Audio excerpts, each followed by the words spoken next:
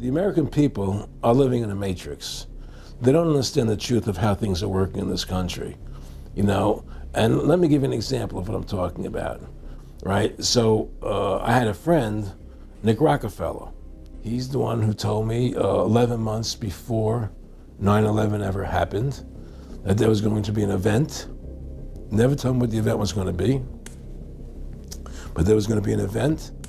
And out of that event, we were going to invade Afghanistan to run pipelines from the Caspian Sea. We were going to invade Iraq, you know, to take over the oil fields, establish a base in the Middle East, and make it all part of the New World Order. And we go after Chavez in Venezuela.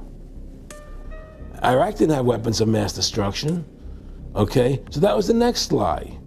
Now they're talking about going into Iran. Now, how would you feel if you were Iran and you had this big, powerful country, America, go into your next door neighbor, take over their oil fields, right? Wouldn't you be worried that what they were going to do to you? Of course you're going to be worried. But the people of America don't think about it from Iran's point of view. They think about it from our point of view. So now we're going to send more troops into Iraq and keep building up because they want Iraq and the Middle East to become part of the New World Order. And the next lie was going into Iraq, you know, to get Saddam Hussein out with his weapons of mass destruction. That was the next lie. He told you it was going to be a hoax. Oh, yeah. Oh, yeah. There's no question. And I remember he was telling me how you're going to see soldiers looking in caves for people in Afghanistan, Pakistan, and all these places. And there's going to be this war on terror, of which there's no real enemy. And the whole thing is a giant hoax. And it doesn't matter Republican and Democrat anymore, because they're both the same. This world, we're heading into a world of danger, possible nuclear wars, you know, because the banking industry is trying to take over the world, you know. And I used to say to him, what's the point of all this?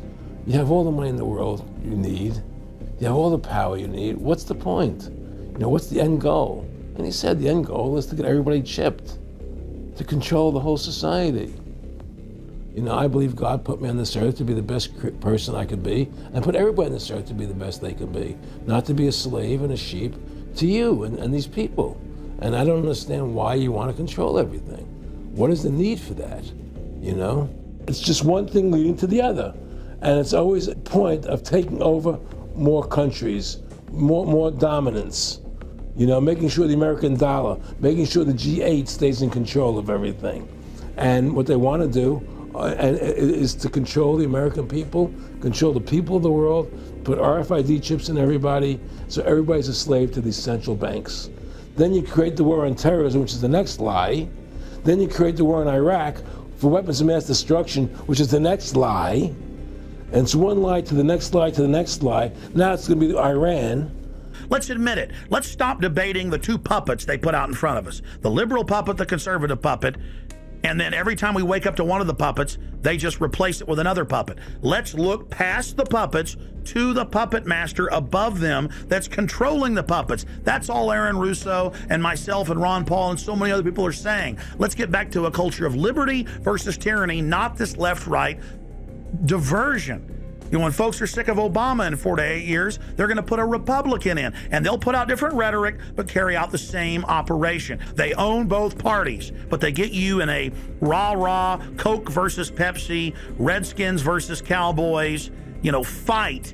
And you get in this little political fight as followers instead of looking past that to the actual global elite and what they're setting up. Look, we're dealing with complete evil.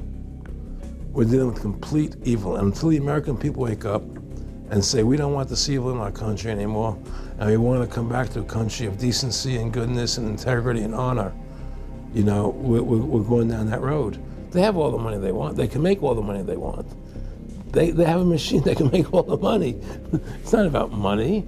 It's about control. It's about their vision of how they want to see the world. What the hell's wrong with this elite? I mean, what are they running around doing evil? I mean, they just run around continually doing evil. So in reality, Roger, you were chosen by high-powered demon spirits to be a part of their human special privileged group.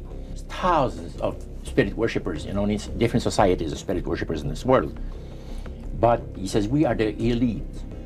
The time had arrived for us to start trusting the spirits and give the spirits a chance to work for us.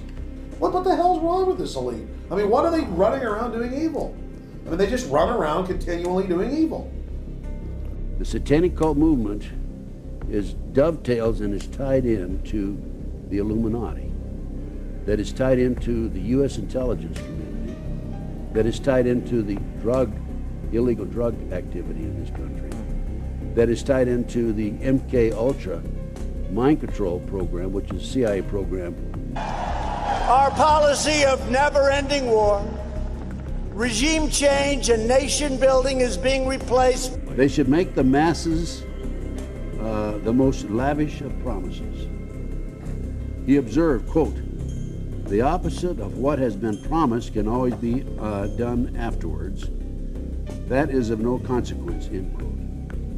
He reasoned that by using such words as freedom and liberty, the masses could be stirred up to such a pitch of patriotic fervor that they could be made to fight even against the laws of God and nature. He added, quote, "And for this reason, after we obtain control of the very name of God, we will be erased from the lexicon of life."